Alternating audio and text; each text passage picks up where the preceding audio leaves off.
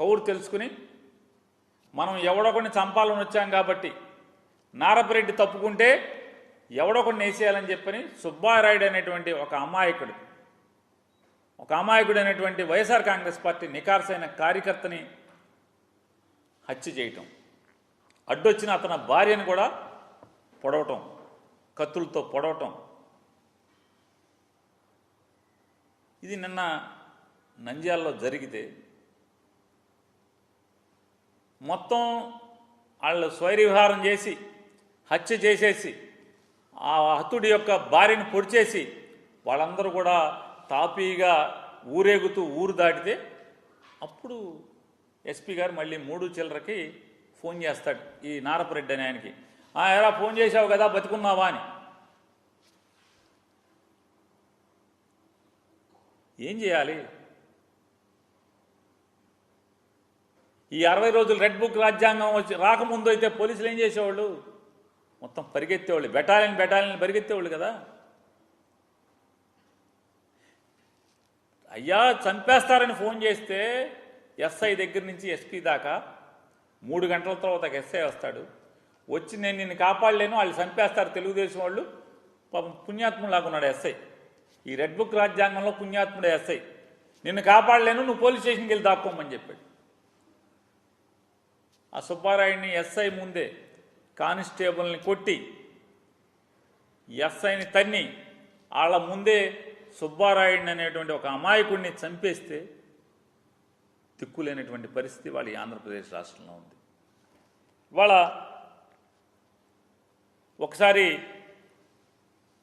దానికి సాక్ష్యంగా ఒకసారి చూడండి. కాళ్ళేట నారపరెడ్డి నాయన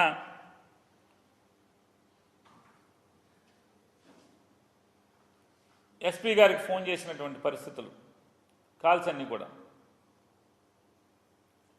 10:43 నుంచి ప్రాణాలు కాపాడుకుంటాకి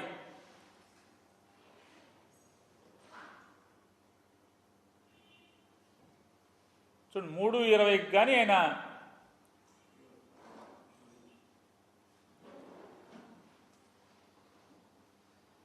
ఇది ప్రభుత్వ హత్య కాదా అని అడుగుతున్నాను. ఇది ప్రభుత్వ హత్య కాదా? నారా చంద్రబాబు నాయుడు గారికి బాధ్యత లేదా? ఈ రకంగా ప్రజలు మమ్మల్ని చంపేస్తారు, వస్తున్నారు చంపటాకని చెప్పని రాత్రి 10 గంటల నుంచి పోలీసుకి ఫోన్ చేస్తుంటే 10 గంటల చిల్లర నుంచి కాదు 10 గంటల చిల్లర నుంచే మర్డర్ జరిగింది 12 చిల్లర 1 గంటకి. ఆ టైంలో 10 గంటల చిల్లర నుంచే పోలీసుల కోసం రక్షణ కోసం ఫోన్ చేస్తుంటే వాళ్ళు ఎప్పుడో 3 గంటల తర్వాత పోలీసు వస్తారు, వాళ్ళ ముందే మర్డర్ చేస్తారు. వాళ్ళందరూ వెళ్ళిపోయిన తర్వాత ఎస్పీ గారు నిద్రలేస్తాడు.